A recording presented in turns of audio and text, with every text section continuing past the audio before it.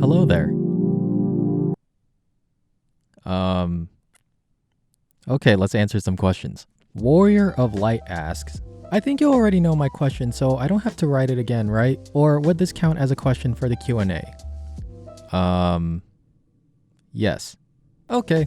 What is your favorite Marvel movie? And is there a movie in Marvel that you like but others don't? Alright, so right off the bat, we're asking the hard questions, are we? For me, it's a toss-up between 2018's Black Panther and I'd say 2004's Spider-Man 2. I thought both movies had some of the best acting, best cinematics, best storyline introduced in the superhero genre, and every time I've seen either of the two, I was never really tired of watching them. I think 2014's Guardians of the Galaxy takes a close third. And in terms of a movie that I liked but others did not, I think it has to be 2015's Avengers Age of Ultron. I feel like that movie was treated like the middle child of all the Avengers movies released so far. It might not have had the greatest pacing or pulled you in as much as the other movies, but oh my god, it was a joyride, and not to mention that some of the tensions experienced in the movie eventually exploded over into 2016's Captain America Civil War. And also I thought it was visually pretty nice. Ice Thunder Guy 132 asks, congrats on the 2,000 subscribers, man. That's like 2,000 people. Trust me, like I did the math. One question I'd say I'd have is this. How do you feel about your channel and where it's heading? One second question I have is this. If you can travel to one space and time, when and where would it be and why? Overall, I feel pretty good about my channel. I mean, I sort of treat this as more of a hobby at this point. When I upload a video, it's kind of like a cool, social gathering with a couple of friends from around the world who I sort of see on a regular basis. I haven't really uploaded as much as I wanted to because, damn, when you work full-time and you want to make some notes for the next video and then half the time you're trying to stay up but your body just shuts down from exhaustion and then you wake up on the ground not remembering how you got there.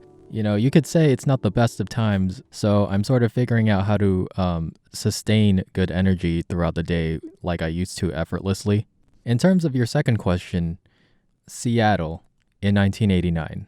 Metallica was so damn hardcore at this time, and I really want to go to that concert. Dominute asks, if your type was a kind of cheese, what would it be? You can also type any other type you have a good answer for, or know enough about. I'm an ENFP and I say string cheese. Okay, so my type is an ISFJ, and this is a no-brainer. Parmigiano Reggiano. Deceptively simple, but sharp and mature. You can't tell me otherwise. For INFJs, Italian mozzarella, because there are a bunch of factory-made fakes, but the handcrafted real ones really stand out and you could just taste that the real one is the real one. For ISFPs, it's gotta be mascarpone. No one really uses it and it's a damn shame because mascarpone adds so much life to desserts and even savory dishes. And then for the INFP, I would say Havarti, because it's delicious and it's unforgettable and it sends you back to the year 1972 even if you weren't born yet. Jesse asks, your sense of humor is fire, fire, fire. Why are you so awesome? Well, it was the year 2004. Harry Potter and the Prisoner of Azkaban just came out to theaters, and I, as a young lad, went to go see it. It was in this movie that Dr. Pepper summoned the famous Blue Eyes White Dragon, and in this moment, I peed my pants and dropped my $47 small-sized popcorn. And it was when I knew at this moment that I was filled with awe. So yeah, that's probably why I'm awesome, but other than that, I don't really know. Nicholas asks, will you do more ISFJ's perspective videos? I feel like we don't get a lot of representation online and in general, so it's refreshing when you make ISFJ stuff. Hell yes. Hell fucking yes. There isn't a lot of ISFJ content from an ISFJ, and so far as I know, Your Chill ISFJ is nowhere to be found on the interwebs, so I might as well figure out how to make ISFJ or even, SI dominant content plentiful and entertaining. And by the way, so like the other day I typed on the search bar dominant, introverted, and then YouTube only filled in introverted intuition and introverted feeling. And then there was no introverted sensing. So I'm here thinking, like, what the hell? I suppose if there's any motivation to put out SI dominant content, that would be it. And also I'm working on ISFJ content after this, so yeah, I mean, thank you for bringing this up. Charlotte Berry asks, did you change your MBTI personality type? Maybe I'm getting confused with another person, but I remember you saying how you were initially an INFJ, but then I watched the recent video where you took on the perspective of an ISFJ. Sorry if I'm thinking of something else. No, that's the correct assumption, and yeah, I am an ISFJ. I was professionally typed as an ISFJ shortly after the INFJ content was out. Initially, I typed to myself as an INFJ, but then I felt more and more hesitant about putting more content out as I was less and less confident about my self-analysis. So then I was like, hey, I need a second opinion. So I paid some money to like the best typologist out there, Harry Morell of Cognitive Personality Theory. And then about a week and a half later, I got the results as an ISFJ. And here's the kicker, I was mistyped as an INFJ because I did have a high degree of intuition, and I still do, but my more natural tendency to consciously, examine ideas to detail with a concrete slant was a clear sign of an SI dominant. And as a side note, I figured I would tackle this head on and up front because I know there are people in the community that would just question other people's types and fact check them. So I figured I would just do that to myself instead of continue with the INFJ moniker and then kick the can down the road, if you will. I think that would just cause bigger problems, and I did not want that. It actually leads me to my next question by Bald Ariana Grande. Okay, so when I first saw this, I died laughing, and I'm still amused by the profile pic, by the way. But anyways, this person asks, I completely understand how you got mistyped as an INFJ at first. Watching your old videos, you seem so much like one, and you speak like one as well. Do you still have some inhibitions about your current type? I feel like I hardly have any inhibitions at all. Like, if there is, it would be the minute and 37 seconds of disbelief that I felt when I got my result, but that subsided rather quickly. I would say that the other inhibition is the fact that these two videos are still the most watched videos in my channel, and they're still growing fast, and I haven't figured out what to do with them. I know I said before that I wasn't going to delete them, but given that it seems like people outside of the regular viewers are still under the impression that I am an INFJ, I feel like I'm leaning towards other options. I might bring this up again in the community tab at some point. I might have made that seem like a larger issue than need be, but to be completely honest, I wouldn't really change a thing about my type. It's very freeing to not feel any need to defend that I'm this or that type, and I can really focus my mental energy to more fruitful things. And honestly, I see myself as a human first and foremost. I think cognitive functions are a tool to better understand yourself, and to better understand yourself requires a silent and honest examination of yourself. It just seems better that way. Bald Ariana Grande also asks, second question, but whatever. I still do not understand how SI any functions. Enlighten me, man. It's so strange to me. Okay, so I'll see if I can enlighten you like the shiny spot on Ariana Grande's bald head. But first, I do want to bring up this question by this person because it really intertwines with yours. Koala Guy 21 asks, as a lead NE, I wonder what it must be like to have NE last. So how does your NE manifest in comparison to your SI? Now you're gonna have to koala bear with me as I attempt to answer both questions at the same time. So SI is technically a function in which its user will have a subjective viewpoint of objective concrete reality. Everything that you see and interpret is going to be filtered through your own lived experiences. Essentially, introverted sensing is past-oriented as well as present-oriented, and the more that introverted sensing is matured, the more the past and the present is unified. At times, I will experience something that will remind me of the past. Depending on the supporting function TI or FI, an SI dominant will recognize an idea or a value. For example, learning the first law of thermodynamics will remind me of the concept of reincarnation, or looking at a tropical Skittles bag will remind me of a regular Skittles bag released in 1992 or whatever.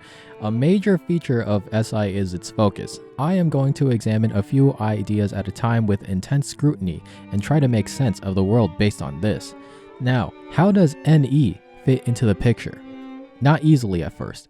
NE will expose the SI user to an expanded horizon of things to observe, such as groups of physical objects, varied perspectives, and if NE remains underutilized, the SI user will have bouts of guilt and anxiety. If NE is developed, the SI user will incorporate new and synthesized ideas and then even examine unfamiliar territory without hesitation.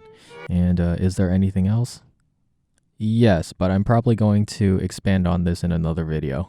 Disappointed but not surprised asks, I just want to ask when the mixtape is dropping. JK.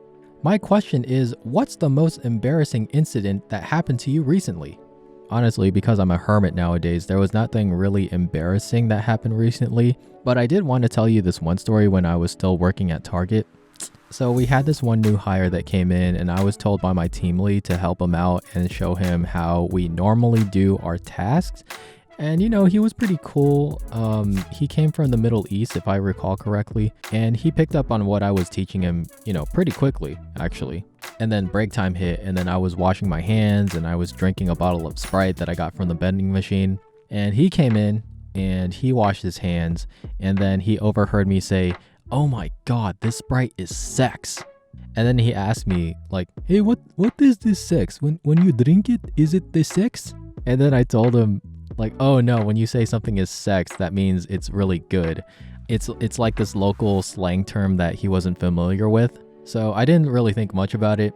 It was the second half of the shift. He was doing great, actually. And I didn't really feel like I needed to help him unless it was like one of those situational questions, you know? And so then the shift pretty much ended, and then he and I just clocked out.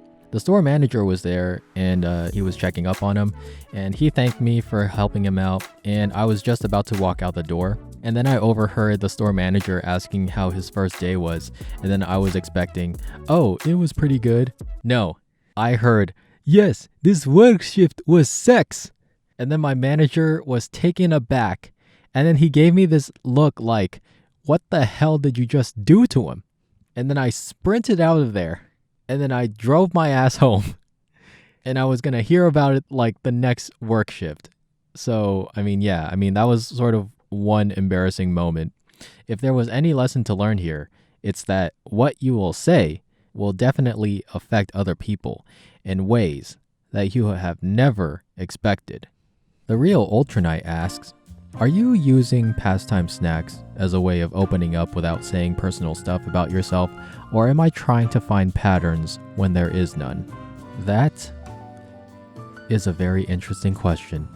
Okay, so I'll respond to it like this. I think there is a certain level of expression that you cannot transmute into words alone, because the nuances, while they are felt, they are certainly not able to be articulated, or I will just simply refuse to share anything about it. And so with this in mind, I took to other forms of expression like art or music, or in this case, video editing, to sort of capture a better sense of what is on my mind. Maj with Love asks, hi, are you still planning on making a Discord server? And are you right or left-handed? Okay, so I am right-handed, but there are some things that I can do better with my left hand, like snap my fingers, or brush my teeth, or roll dice, or steer my wheel when I'm driving. But you know, they're trivial things. I don't think it's enough to tell people that I am ambidextrous, but I do anyways. In terms of Discord, I think it's becoming a matter of when I'll make one more than if. There are enough people who visit here often enough that we end up building, some kind of rapport. And in the off chance that this channel does become sort of overwhelming in terms of viewership, I would really want to make some kind of, like smaller kind of tight-knit community. But right now I haven't really figured it out yet. So when I do have a plan, I do plan on bringing it up again. Sophia asks, How seriously do you think we should take the MBTI? Or more accurately, what parts of it can I use to make it actually useful to me? Asking because I feel like if taken too seriously, you just end up putting people in boxes, judging them by what type you think they are, or at least that happened to me and it was driving me crazy. Congrats on 2K subs, by the way. Thank you. Alright, so the way I see it, you hit on a pertinent point, which is that, systems like Myers-Briggs or the 16 personalities profile has put a lot of people in a constant state of confusion. And I'm not here to bash on these systems or anything. I'm not really interested in doing so. I think that these systems did a good job at introducing the layperson to the realm of Jungian psychology. It's just that Myers-Briggs and cognitive functions and among similar systems are often referred to together, and I do have sort of qualms about this. To me, when I read through descriptions of each of the 16 types, even when veiled with some sort of like a tone of romance and cinema, they seem quite stiff and stringent, and it doesn't account for the shape-shifting capabilities of the inner world and the changing happenstances in the outer world.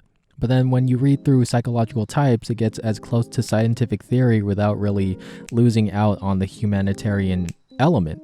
And with that said, I find myself gravitating more towards studying the cognitive functions in the function stack of the 16 types, because at least cognitive functions have that sort of elastic element which allows you to examine yourself at different states at varied situations in your life.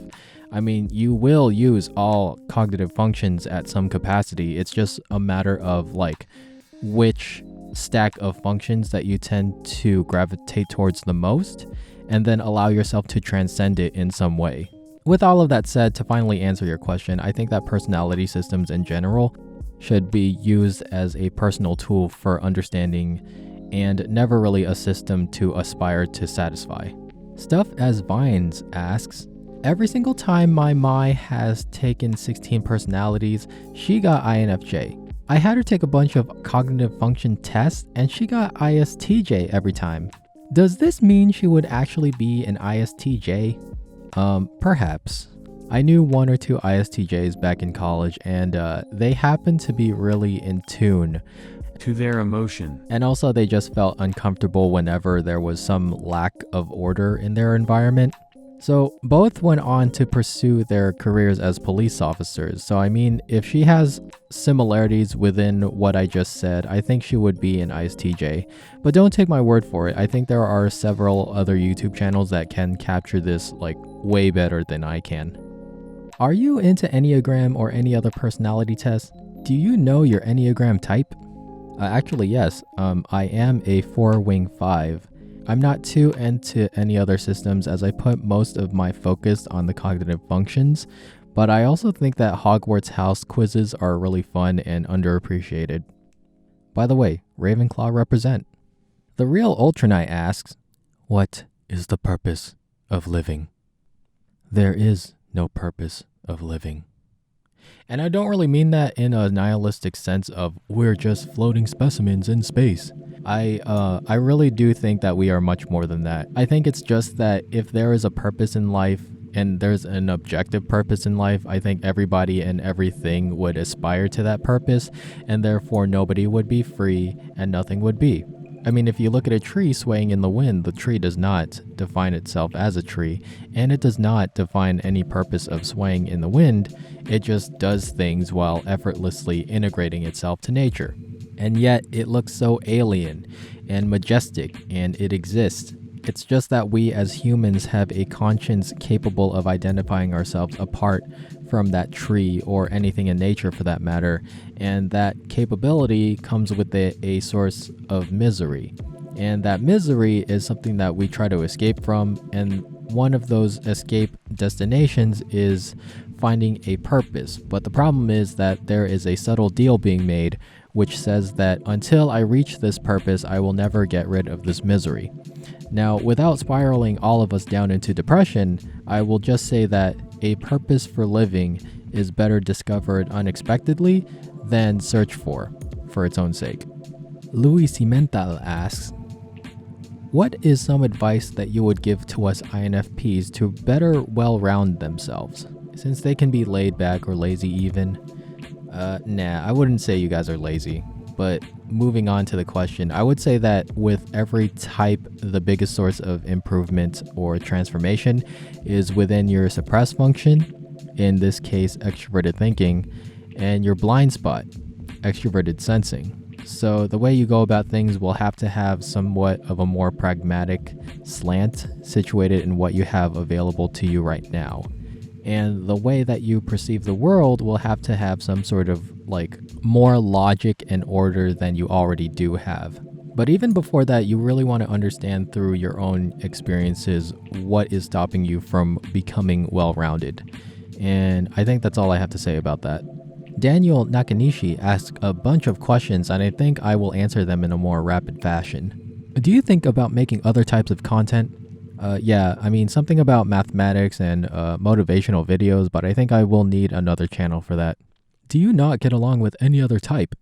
Anyone who is stubbornly unmoving and unchanging in their demeanor and beliefs, even in varied circumstances, which is highly ironic considering that this is a behavior that I do exhibit at certain times. Do ISFPs really exist? Do they not care about MBTI at all? Or are they all mistyped? Yes, they do exist. They are highly underrated, and I just so happened to stumble upon a subreddit about the ISFP.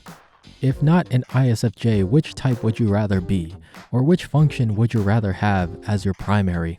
I have no preference. I feel like I would exhibit every single type depending on the situation. I would like to practice extroverted thinking though. If green represents humor in Germany, then is Brazil funnier than Germany? That is a trap question and you will get me in trouble. But I will say that Brazil is pretty beautiful, although I'm not really sure if I want to visit a favela. I think Germany is great and Germans are my current kryptonite based solely on how cute they are. Rainy asks, congrats on 2K!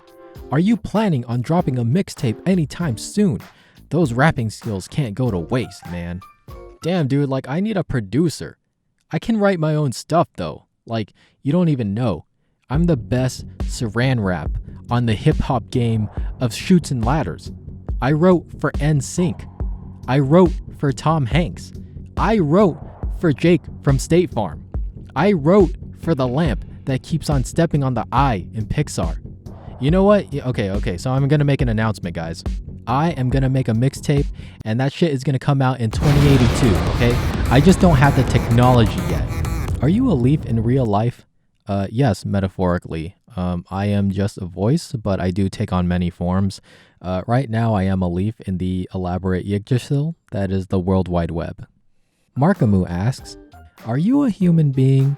Do you have a face, or are you just an intelligent AI system like Tony Stark's previous butler Jarvis, but a more advanced one that can act like humans? Well, the best way to describe my existence right now is, you know that character robot from Invincible? He was seen in several different forms, but they all share the same mind. Much in the same way, I can also take on many forms as a disembodied voice. I can also be your headphones, or I can be your speaker, or whatever I choose to be given that the conscience has infinite reach. Dr. Ya Yeet asks, "Grats on the 2K subs! I've been here since before the first Q&A, Prajwal Pandey, so this legit feels like watching a child grow in front of your eyes." Oh, so that's where you've been.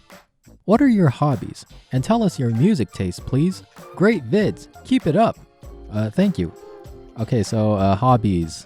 Watching the sunset, watching the sunrise, hiking, video games, writing, listening to music, joyrides at 2 a.m. That's all I can come up with right now. As for music taste, honestly, I mean, at this point, it's everywhere. Looking at the playlist that I made in my Spotify, I mean, I see artists like Arctic Monkeys, Sebastian, Pantera, Brockhampton, Code Orange, Beethoven, Tchaikovsky, Gorillaz, FKA Twigs, Chami, Noisia, Queens of the Stone Age, Rina Sawayama, Judas Priest, Block Party, Avenged Sevenfold, Del the Funky Homo Sapien, Isaac Hayes, Run the Jewels. I mean, there are way more artists that I can spend like the whole day just talking about. And finally, Table. The idea that led to the formation of Maestro Místico. Table asks, do you have anything else that you are interested in besides psychology and MBTI? Yeah, a bunch of things. Mathematics, food, figuring out a particular scent of cologne that speaks to me, going to different boba places to figure out which place has the best boba in terms of texture and consistency, sushi, conversations about life while staring at a lake, travel, a bunch of things. All right, I think that's it. Thank you all for the questions. I had a really good time answering them. Normally I make these videos every once in a while as an excuse to reach out to— Ow! What the hell? How did that even happen?